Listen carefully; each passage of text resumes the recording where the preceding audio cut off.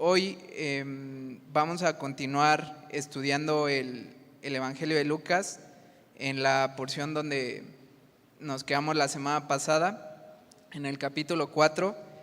Y bueno, no sé ustedes, pero en general todos los libros de la Biblia me encantan, pero este en particular me ha gustado mucho porque además de que semana a semana Dios nos ha hablado de diferentes formas, también semana a semana, mientras vamos avanzando, Lucas estructuró de tal manera el libro, tan ordenado, que literal es como si entre más avanzamos vamos conociendo más de la obra de Jesús, de quién era Jesús, de su propósito. Y bueno, a mí me ayuda mucho eso, ir en orden, así como vamos avanzando. Sé que hoy hay incluso otros estilos, ¿no? Luego a veces en series o en películas vemos que empiezan del final y bueno, a mí esas cosas luego me confunden y por eso me ha gustado mucho cómo vamos avanzando.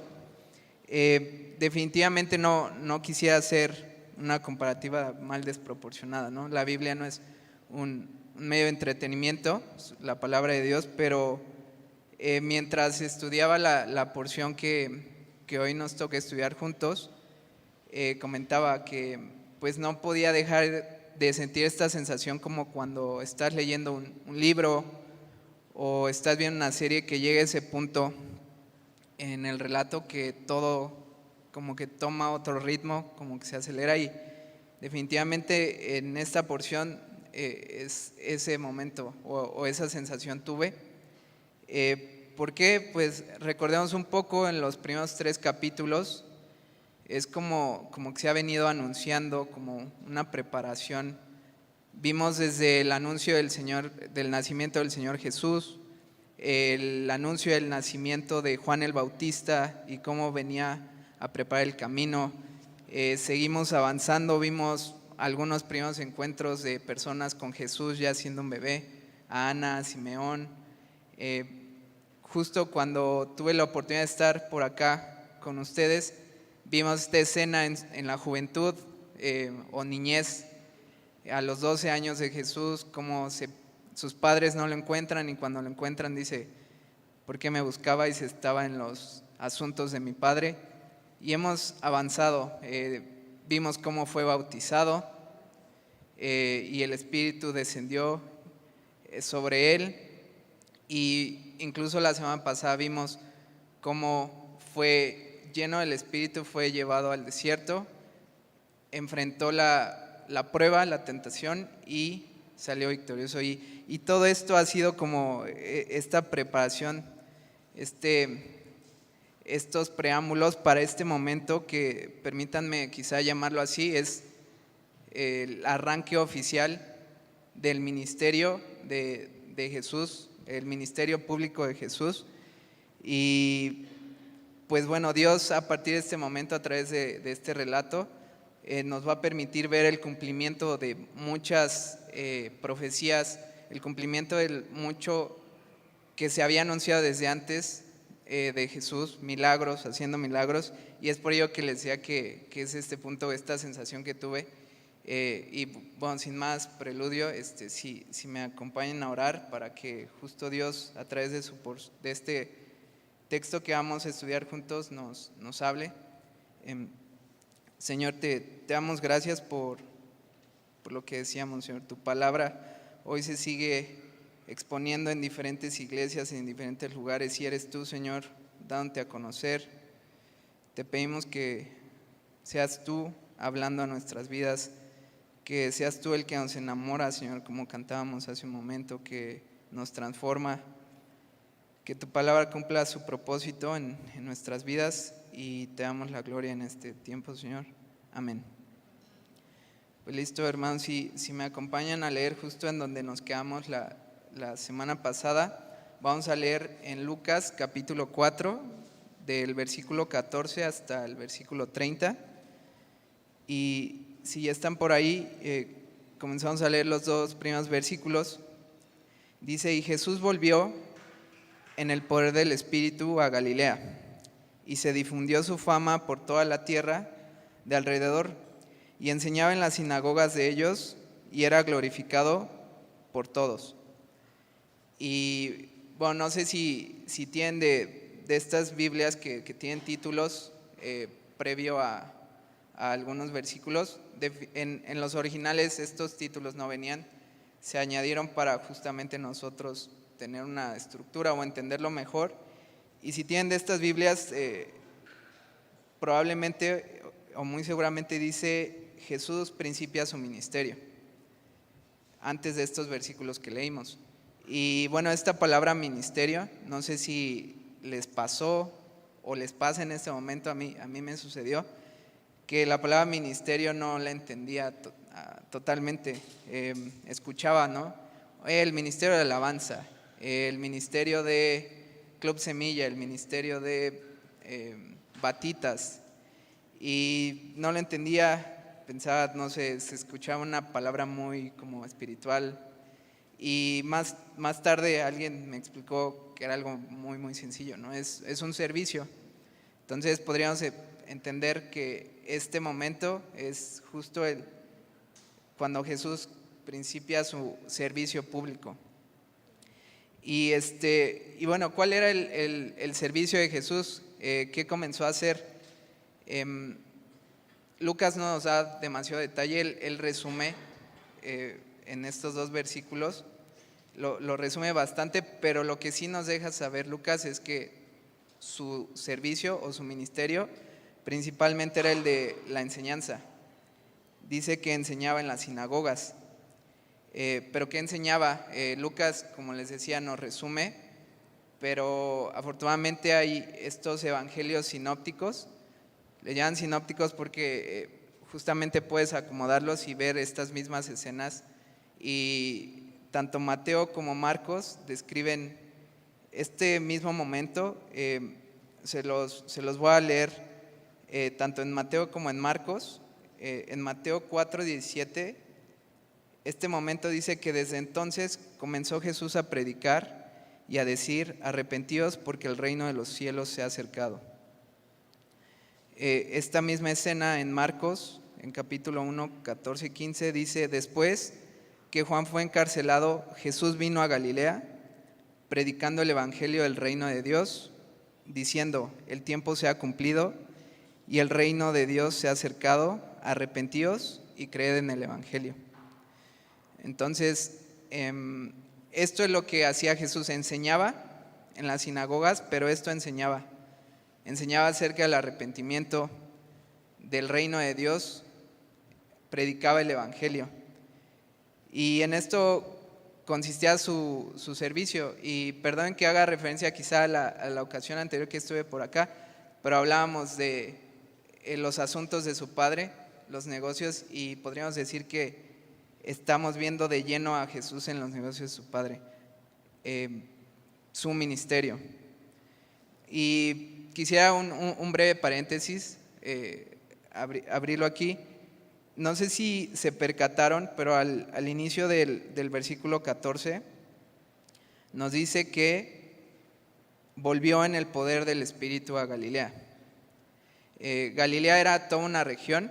En Galilea se encontraba tanto Capernaum, Nazaret, lugares que vamos a escuchar ahorita. Es toda una región.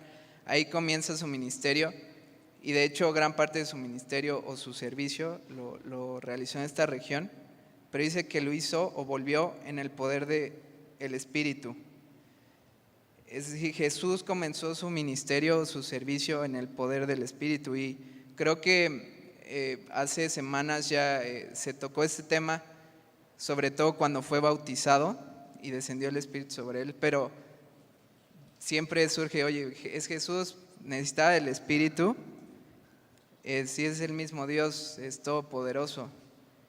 Claramente lo estudiamos hace unas semanas con el pastor Iber. Él se está identificando como hombre y esta dependencia que tenía el Espíritu, pero aquí se reafirma. Dios, a través de esta porción, nos deja claro que lo hizo en el poder de su Espíritu. Ese ministerio que iba a comenzar lo hizo en el poder del Espíritu. Y en el mismo capítulo 4, aquí en Lucas, si nos regresáramos al versículo 1 y 2 que se estudiaron la semana pasada, vemos que lleno del Espíritu volvió al Jordán, y esto fue momentos antes de ser tentado, cuando fue tentado por Satanás. Esta palabra en el poder, en el original es la palabra en griego dunamis, y tiene que ver con poder, con capacidad, con potencia, ¿no? El Espíritu en el poder le dio esta capacidad a Jesús de este servicio que iba a comenzar. Y estudiando esto reflexionaba, pues si Jesús, siendo Dios, siendo el Hijo de Dios, siendo todopoderoso, creador de todas las cosas, necesitó ser lleno del Espíritu para atravesar por la prueba que vimos la semana pasada, y necesitaba caminar y ser guiado en el poder del Espíritu para ejercer su ministerio, principalmente como creyentes. De repente me surgió esto: ¿cómo podría yo pensar que sin ser lleno del Espíritu o sin ser capacitado por el Espíritu puedo hacer algo? Seguramente no soy el único. Me es muy fácil que lo olvide. O sea, constantemente no me doy cuenta de mi necesidad del Espíritu. Si bien, como mencionamos, la palabra nos deja ver que en el momento que un creyente cree, en ese momento es sellado por el Espíritu. Esto viene en Efesios, en capítulo 1, versículo 13. Tenemos este Espíritu, pero no somos conscientes de la necesidad de ser llenos y de caminar y actuar en su poder. Si pensamos en nuestro día a día tradicional, todo el tiempo, ni siquiera día a día, me atrevería a decir, todas horas estamos siendo tentados, estamos siendo probados. Por eso necesitamos el Espíritu. Y perdón que de esta anécdota quizá podría ser tan trivial, y que creo que la vez pasada también hablé de gatos, pero me disculparán, me casé y cuando volteé ya tenía 3 gatos, no sé cómo. Pero bueno, algo tan sencillo que dirás, oye, el Espíritu es para aquellas pruebas como la que enfrentó Jesús del enemigo directo, pero sabemos que somos tentados muchas veces por nuestra propia maldad. Y esta anécdota podrá ser, pues, no sé, parecer trivial, pero yo percibí mi necesidad del Espíritu en el sentido que, pues, los que vienen de otra ciudad y de repente llegan a Querétaro, que es nuestro caso, pues se dan cuenta que las noches son muy tranquilas y duermes muy bien, gracias a Dios. Y estaba yo plácidamente dormido, totalmente dormido, y en la madrugada, 4 de la mañana quizás, 3, mi esposo y yo nos levantamos temprano, pero demasiado temprano, y un llanto agudo, irritante, entra a mi oído, y era uno de nuestros gatos chillando, y no paraba. Y pues, claramente digo, no estoy diciendo que sea malo que te moleste un aullido, es molesto, de hecho están diseñados para hacer eso, para llamar la atención. El problema es que en ese momento, mi primer momento que abrí mis ojos, yo estaba molesto. Estaba enojado, y en mi mente empecé a hacer que creciera eso. No dependía del Espíritu, y esto, ¿no? Hasta molestia con mi esposa es que los consiente mucho, ¿no? Pensaba ahí. Pero a eso voy, la necesidad del Espíritu de todo el tiempo en cosas tan sencillas y tan grandes somos tentados, probados. El Señor, lleno del Espíritu, pasó esa prueba. Y también vemos que Cristo, Jesús, en el poder del Espíritu, regresó a Galilea para comenzar su ministerio. Nosotros todos también tenemos un ministerio que atender, que procurar, que cuidar. Y generalmente, insisto, cuando tienes esta idea de ministerio como algo religioso, muy espiritual, dices, bueno, es que yo no estoy en la iglesia, yo no sirvo en la iglesia. Bueno, aquí es donde ayudó mucho a entender que ministerio es un servicio. Entonces, todos tenemos un servicio, todos tenemos una familia, una esposa, un esposo, hijos, amigos, un trabajo. Definitivamente hay un servicio que Dios, lo veíamos también hace unas semanas, nos encargó, y definitivamente no hay forma, no hay, decíamos, poder es capacidad para poder ejercerlo si no es por el Espíritu Santo. Lo podremos hacer quizás, de hecho, al menos yo, mucho tiempo de mi vida, yo conocí al Señor hasta los 18 o 20 años, puedes hacer todo aparentemente bien, pero no de la forma que Dios, ni con la perspectiva correcta que Dios lo diseñó. Entonces definitivamente lo necesitamos y insisto, ¿no? Perdón ser reiterativo, si Jesús necesitó el Espíritu, nosotros, ¿por qué podríamos pensar que podemos hacer algo en su servicio? Insisto, no hablo de la iglesia, sino el servicio que Dios nos haya puesto en diario, cuidar a tu familia, en el trabajo, con todas las presiones y con todas las interacciones que se tienen. ¿Cómo podríamos caminar sin el Espíritu cuando Dios mismo lo dependía? Cerramos ese breve paréntesis y podemos continuar leyendo en Lucas, en el versículo 16. Vino a Nazaret, donde se había criado, y en el día de reposo entró en la sinagoga conforme a su costumbre y se levantó a leer. Y aquí también mencionar algo muy, muy breve. Dice que fue a la sinagoga conforme a su costumbre. La palabra sinagoga, su significado es una asamblea, es una congregación, una asamblea de personas, y pues básicamente es lo que hoy estamos haciendo. Somos un grupo de personas congregadas, y no sé si a ustedes les pasó, a mí me llegó a pasar que llega un punto que estaba conociendo que decía, bueno, ya conozco, sé encontrar algunos versículos, bueno, yo puedo con mi Biblia y yo como el llanero solitario ahí en mi casa y puedo estudiar. Y pues Jesús tenía la costumbre de ir a la sinagoga y podríamos decir que era muy similar a lo que se hace hoy. Estudiaban una porción, alguien la explicaba o la exponía, la enseñaba y eran alimentados con la palabra de Dios. Jesús tenía por costumbre hacerlo. Y de hecho en el Nuevo Testamento, en Hebreos, en el capítulo 10, se nos hace esta exhortación. Nos lleva a estimularnos a unos otros, al amor y a las buenas obras, y dice, no dejando de congregarnos como algunos tienen por costumbre. A veces nuestra costumbre es más bien no congregarnos, ¿no? Y la costumbre de Jesús, aquí lo vemos, era ir a la sinagoga. Era su costumbre. Solo quería hacer breve mención de ese punto, se dice que era conforme a su costumbre, y continúa el relato, y es este momento que les comentaba, que esa sensación a mí es como literal, como que se te eriza la piel de este momento que vamos a leer, porque es realmente impactante. Y este momento no es narrado en los otros evangelios, esto viene en Lucas, y vamos para allá si quieren para ver por qué es tan impactante este momento. Esto es Lucas capítulo 4 del versículo 17 hasta el 21. Dice, y se le dio el libro del profeta Isaías, y habiendo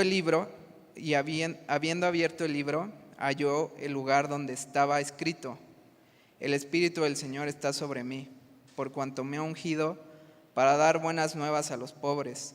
Me ha enviado a sanar a los quebrantados de corazón, a pregonar libertad a los cautivos y vista a los ciegos, a poner en libertad a los oprimidos, a predicar el año agradable del Señor.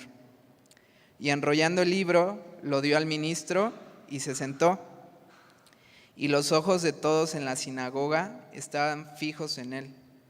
Y comenzó a decirles, hoy se ha cumplido esta escritura delante de vosotros. Y no sé si puedan visualizar o imaginar este momento. Yo me lo imagino como un silencio total, después de que lee, enrolla el libro, lo entrega, dice que todos, las miradas de todos están fijos en él. Se puede entender. ¿Y por qué se puede entender esto? Bueno, principalmente por dos razones. Una, era muy normal que en una sinagoga el que le tocara enseñar ese día, primero leía la porción y después comenzaba la enseñanza o el sermón.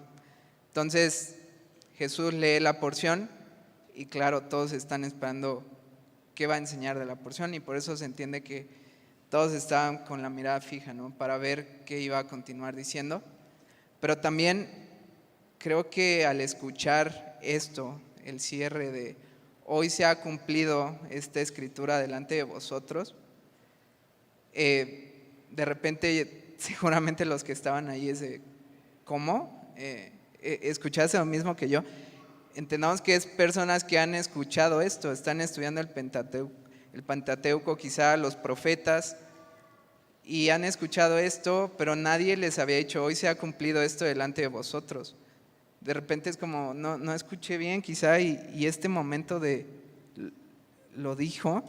Y es que para las personas que estaban escuchando, esto significaba que el Mesías estaba delante de ellos, que lo que se había profetizado miles de años atrás y que muchos esperaban, había llegado ese momento. Y esta porción justamente que lee el Señor Jesús se encuentra en Isaías, en el capítulo 61, en los versículos 1 y 2.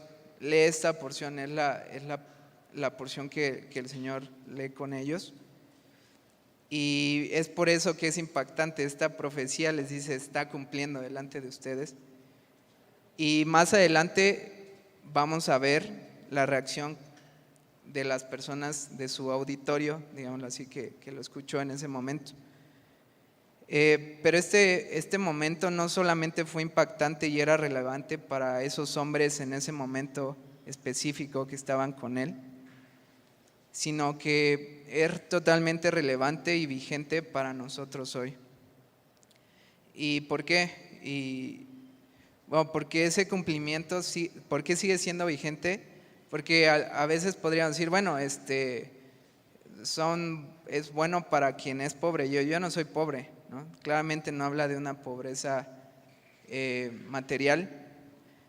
Yo no tengo quebrantado el corazón, o no he quebrado el corazón, que bueno, habrá veces que nos hacemos duros y pensamos que no, pero seguramente sí. O podríamos decir, oye, yo no estoy cautivo, yo no estoy ciego, esto no aplica para mí.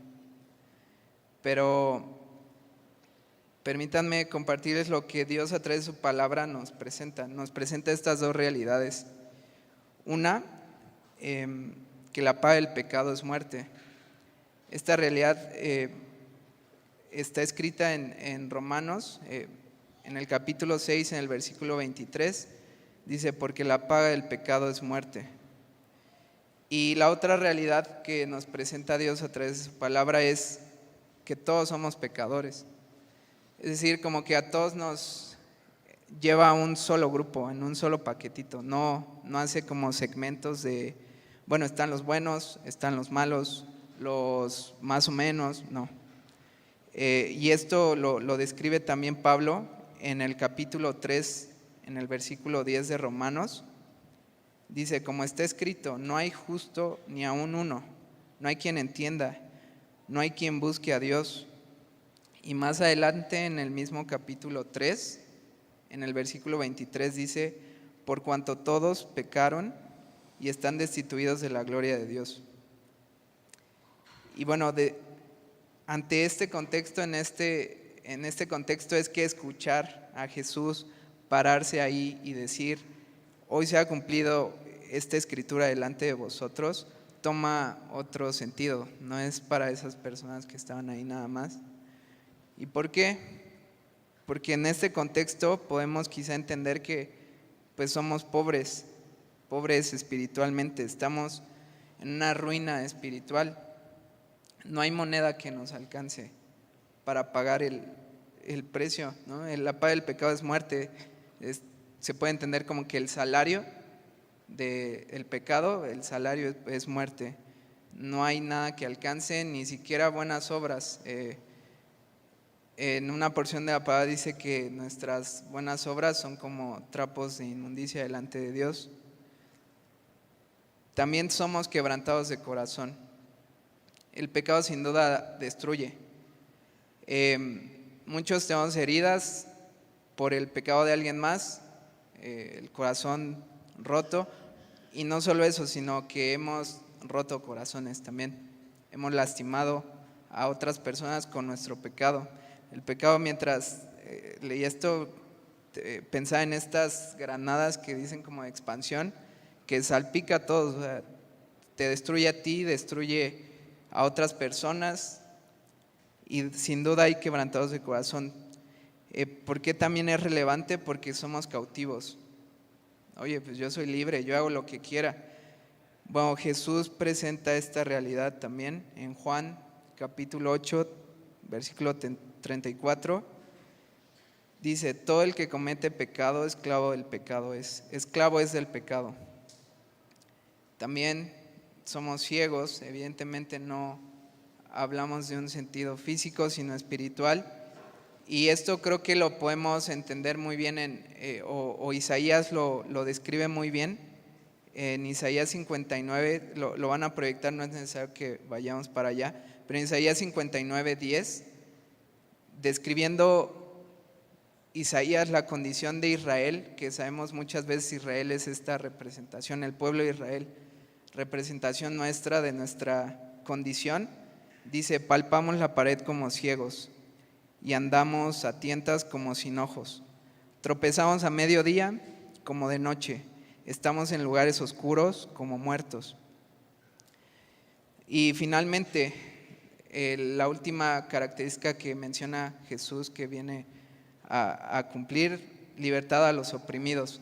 Sin duda el pecado nos oprime también, pesa, es un peso, y esto no sé si le pasa a todos, pero sin duda, aunque tú no hayas escuchado, la paga del pecado es muerte, aunque no tengas ese contexto, hay cosas que ya después te enteras que son pecado, y aún así hay un peso y hay una culpa, que sabes que eres deudor de algo, y eso te oprime. Y es por eso que en este contexto de entender esta pobreza espiritual, que somos quebrados de corazón, que estamos cautivos, que somos ciegos y que estamos oprimidos, que las palabras de Jesús diciendo: hoy se ha cumplido esta escritura delante de ti, delante de vosotros, son vigentes y relevantes para nosotros hoy. ¿Por qué? Porque dice: eres pobre, pero traigo buenas nuevas, ¿no? Dice que así lo escribe, para dar buenas nuevas a los pobres. ¿Cuáles son esas buenas nuevas o esas noticias? Yo pagué el precio, lo pagué por completo. Juan en su evangelio, en el capítulo 19, cuando está describiendo estos últimos momentos de Jesús, dice que cuando Jesús hubo tomado el vinagre, dijo: consumado es, y habiendo inclinado la cabeza, entregó el espíritu. Esta palabra consumado es pago por completo. Esto que a ti no te alcanza, yo ya lo cubrí, yo ya lo pagué. Por eso son buenas nuevas para los pobres. Quebrantados de corazón, dice que viene a sanar a los quebrantados de corazón. El Salmo 34:8 dice que cercano está Jehová a los quebrantados de corazón y salva a los contritos de espíritu. Cautivos del pecado, ya lo vimos. Adelante, donde Jesús explica esta realidad: el que practica pecado es esclavo del pecado. También dice en Juan capítulo 8, versículo 36: así que si el Hijo os libertare, seréis verdaderamente libres. También da libertad del pecado. Vista a los ciegos, el mismo Isaías, que escribe esta condición de que andamos a tientas, de que en lugares oscuros como muertos, también escribe algo acerca de esta luz que viene cuando Dios se revela en nuestras vidas. Dice: el pueblo que andaba en tinieblas ha visto una gran luz. A los que habitaban en la En la tierra de sombra de muerte, la luz ha resplandecido sobre ellos. Eso está en Isaías 9, capítulo 2. Y libertad a los oprimidos. Esta opresión, este peso, esta carga que constantemente sentimos por el pecado, sea porque sabemos ya que la paga del pecado es muerte o porque ni siquiera lo sabíamos, pero este peso está. Jesús dice: ya te doy libertad de esa opresión. En Juan, en la primera carta de Juan, en el versículo 1, en el capítulo 1, el versículo 9, dice que si confesamos nuestros pecados, Él es fiel y justo para perdonar nuestros pecados y limpiarnos de toda maldad. Él ya nos perdonó. Y es por eso que esas palabras, que esos hombres se quedaron así, con la mirada fija, que fueron relevantes para ellos por lo que significaba en la profecía, hoy siguen siendo vigentes para todos, para aquel que reconoce esta pobreza espiritual, para aquel que se sabe que tiene un corazón quebrantado y que ha quebrado otros corazones, que ha sentido esta cautividad y opresión del pecado y cómo destruye. Son buenas nuevas, y que Él diga hoy se ha cumplido, es por eso que es tan relevante. Y al final dice: a proclamar el año agradable del Señor. Y esta parte de proclamar el año agradable del Señor, en la Biblia de la traducción al lenguaje actual, sabemos que es una paráfrasis, lo describe así. Permítanme decirles cómo lo traduce. Dice: este es el tiempo que Dios eligió para darnos salvación. Entonces, porque podrían decir: oye, este es el año, ese año ya pasó hace más de 2000 años, ¿no? Ya fue. No, este es el tiempo que Dios eligió para darnos salvación. Y les decía, este auditorio va a reaccionar de una forma que ahorita vamos a seguir leyendo y vamos a ver cómo reaccionan ante estas palabras que Jesús les dice: hoy se ha cumplido. Si quieren, acompáñenme y seguimos leyendo Lucas en el capítulo 4, en el versículo 22. Dice: y todos daban buen testimonio de él y estaban maravillados de las palabras de gracia que salían de su boca, y decían: ¿no es este el hijo de José?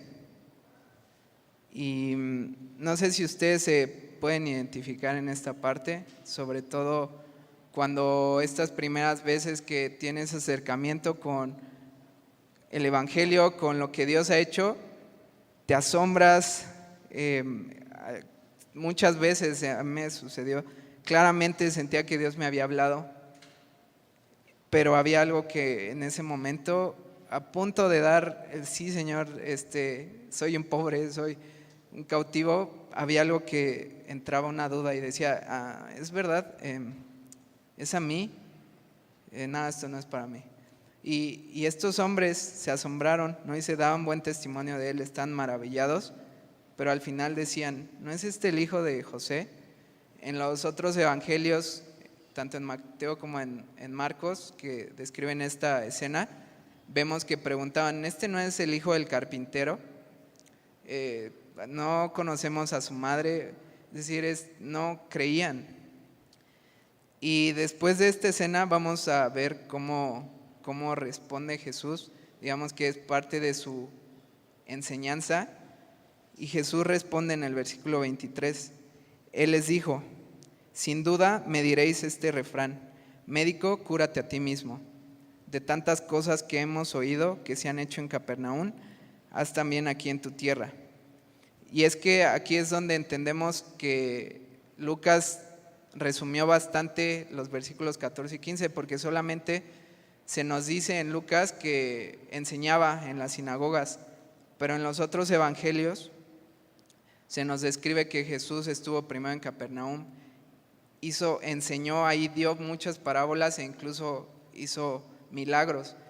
Entonces, por eso entendemos que Jesús dice: me dirán ustedes que hemos oído que se han hecho en Capernaum, haz también aquí en tu tierra, porque sabían lo que Jesús ya había hecho en Capernaum y es como: hazlo aquí también. Pero Jesús continúa diciéndoles, versículo 24, y añadió: de cierto os digo que ningún profeta es acepto en su propia tierra. Y en verdad os digo que muchas viudas había en Israel en los días de Elías, cuando el cielo fue cerrado por 3 años y 6 meses, y hubo una gran hambre en toda la tierra, pero a ninguna de ellas fue enviado Elías, sino a una mujer viuda en Sarepta de Sidón. Y muchos leprosos había en Israel en tiempo del profeta Eliseo, pero ninguno de ellos fue limpiado, sino Naamán, el sirio. Y Jesús añade estos 2 ejemplos de personajes gentiles. Gentiles, ¿por qué? Porque no eran del pueblo judío. Que Dios en su gracia extiende su favor. Estas historias no vamos a ir hacia allá, pero las pueden encontrar en el primer libro de Reyes, en el capítulo 17, del 8 al 24, está esta historia de la viuda de Sarepta. Y en el segundo libro de Reyes, capítulo 5, se encuentra la historia de Naamán. Y si lo estudian más adelante o han estudiado sobre estas historias, sin duda algo que podrían identificar es que estos personajes no tenían nada de especial en sí mismos, ni su linaje, lo mencionamos, no eran judíos, eran gentiles, no había méritos en ellos como para que se hubieran ganado el favor de Dios. Simplemente recibieron, Dios los escogió y les dio este favor. Y algo que sí podríamos quizá resaltar o encontrar en ambos personajes, tanto en la viuda como en Naamán, es que creyeron las palabras de Dios a través de los profetas. En el caso de la viuda, Elías le dice: dame de comer, cuando ella ni siquiera tenía para ella y su hijo. Yo no voy a adelantarme, pueden ir y conocer el final de esta historia, pero creyó. El caso de Naamán, lo mismo, era alguien que era leproso y Eliseo le da este mensaje para que se cure. Se tenía que meter 7 veces en un río y Naamán cree. Y también pueden ver el final de estas 2 historias en estas porciones. Pero ¿por qué les dice estas historias Jesús? Porque vamos a ver en el versículo 28 al 30, el cierre de esta porción, que su reacción, al menos de primer impresión, no la entendemos. Así que vamos allá y vamos a ver cómo reaccionan. Al oír estas cosas, versículo 28, todos en la sinagoga se llenaron de ira y levantándose le echaron fuera de la ciudad y le llevaron hasta la cumbre del monte donde el cual estaba edificada la ciudad de ellos, para despeñarle. Mas él pasó por en medio de ellos y se fue. Entonces está esta escena donde hoy se ha cumplido esta escritura delante de vosotros. Ellos dicen: no es el hijo de José, no es el hijo del carpintero. Y Jesús responde con un refrán y después con 2 historias. Y vemos inmediatamente la respuesta de ellos, llenos de ira, a tal grado que lo querían despeñar, es decir, subir a un lugar alto y empujarle y matarlo, literal. Y no guarda de inicio relación por qué quieren matarlo. Y los otros evangelios sinópticos nos dan un poco más de detalles de qué había en los corazones de estas personas. Y es que por los mismos evangelios podemos conocer que Jesús siempre conoce lo que hay en nuestros corazones y en nuestros pensamientos. En Marcos, no vamos a ir hacia allá, pero en Marcos 2, en una escena, dice: al instante Jesús, conociendo en su espíritu que pensaban de esa manera dentro de sí mismos, les dijo: ¿por qué pensáis así en vuestros corazones? En Lucas, más adelante lo vamos a ver, en el capítulo 6, en el versículo 8, dice: pero él sabía lo que ellos estaban pensando. Claramente Jesús, siempre que se presentaba con alguien, sabía de antemano qué había en sus corazones, en sus mentes. Y por leer ahorita las porciones de esto mismo en Mateo y en Marcos, vamos a entender qué había en sus corazones, y las historias y el refrán tomarán más sentido. ¿Por qué? Porque en Mateo capítulo 4, versículo 58, esta misma escena, este mismo momento, dice: y no hizo allí muchos milagros a causa de la incredulidad de ellos. En Marcos capítulo 6, versículos 5 y 6, también este mismo momento, este evangelio sinóptico dice: y no pudo hacer allí ningún milagro, salvo que sanó a pocos enfermos, poniendo sobre ellos las manos, y estaba asombrado de la incredulidad de ellos, y recorría las aldeas de alrededor enseñando. Entonces este refrán, estas historias ahora toman más sentido. Había incredulidad y claramente su pregunta de: oye, ¿este no es el hijo del carpintero? Esta duda, esta incredulidad que tenían, Jesús la conocía y les presenta este refrán. Y en un comentario que encontré sobre este refrán, se dice que esto significaba, en otras palabras: demuéstralo, Jesús, muéstranos milagros aquí, ya lo hiciste en Capernaum, muéstralo aquí. Estaban probando a Dios, carecían de fe, no creían en la palabra de Dios, ni creían si Jesús pudiese hacer milagros. Y les muestra estas historias de dos hombres gentiles, ni siquiera del pueblo judío, que creyeron. Y creo que no hay que ser tan duros con estas personas de: ay, ¿cómo pueden querer matarlo? Creo que todos en algún momento lo vivimos o nos enfrentamos, quizá en este mismo momento, a esta realidad donde Dios se presenta a nosotros y gracias a su Espíritu escuchamos esto: eres pobre, no te alcanza con tu justicia, pero traigo buenas nuevas, yo ya pagué el precio. Que escuchamos: sé que tienes quebrado el corazón, yo lo puedo restaurar. Escuchamos: sé que eres esclavo del pecado, yo te puedo dar libertad. Sé que estás ciego, yo te puedo dar vista. Sé que te sientes oprimido por el pecado, por la culpa, yo te he perdonado. Este es el tiempo, el día que yo elegí para darte salvación. Y todos nos enfrentamos a ese momento de tensión, quizá, que todo en silencio, todas las miradas después de que dijo: hoy se ha cumplido esta escritura delante de vosotros. Todos nos enfrentamos en algún punto de ese momento y vimos la reacción de estos hombres. Sin duda, la fe viene de Dios, incluso el creer proviene de Él. La Escritura dice: porque por gracia sois salvos por medio de la fe, y esto no de vosotros, para que nadie se gloríe. Ni siquiera el creer podríamos levantarnos el cuello y decir: bueno, yo soy muy crédulo. O sea, Dios nos da ese regalo de la fe y sin duda, ante esto que leemos hoy, la exhortación, la petición, el ruego, como Pablo decía, como si Dios mismo rogase por medio de nosotros, es: creamos, que Dios nos dé fe en esto que Él ya hizo, en ese momento se cumplió.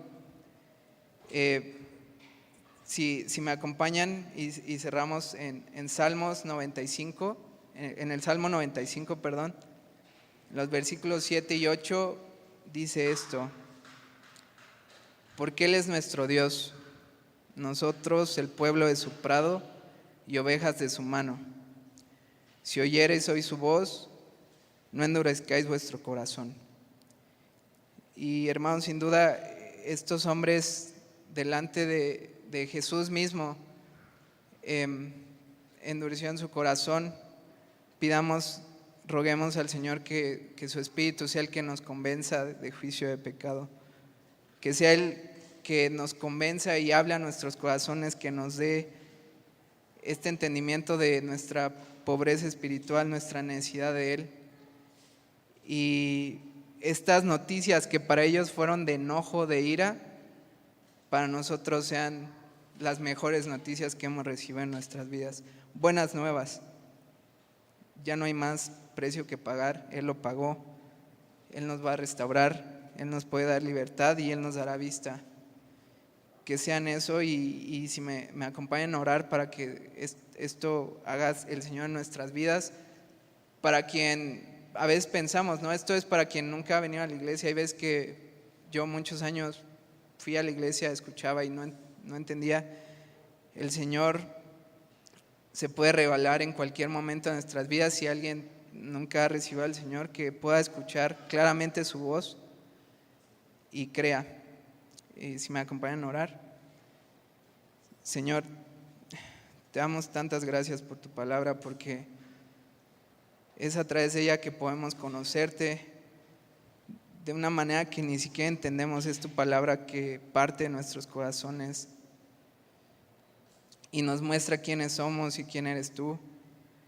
Te ruego, Señor, que como creyentes, nos hagas andar en tu espíritu, que podamos ser llenos y cumplir el servicio que tú nos has encomendado, llenos de tu espíritu y en tu poder. Y Señor, para quien no te conoce o ya te conoce pero nunca ha aceptado esto, Señor, que hay una pobreza espiritual, que no hay méritos en uno mismo, y que se encuentra en esta condición, que pueda escuchar tus palabras, traigo buenas nuevas, que pueda recibirte, que pueda ser su Señor, que sean las mejores noticias que ha recibido en su vida y que pueda compartirlas con otros. Te rogamos todo esto, Señor, en tu nombre. Amén.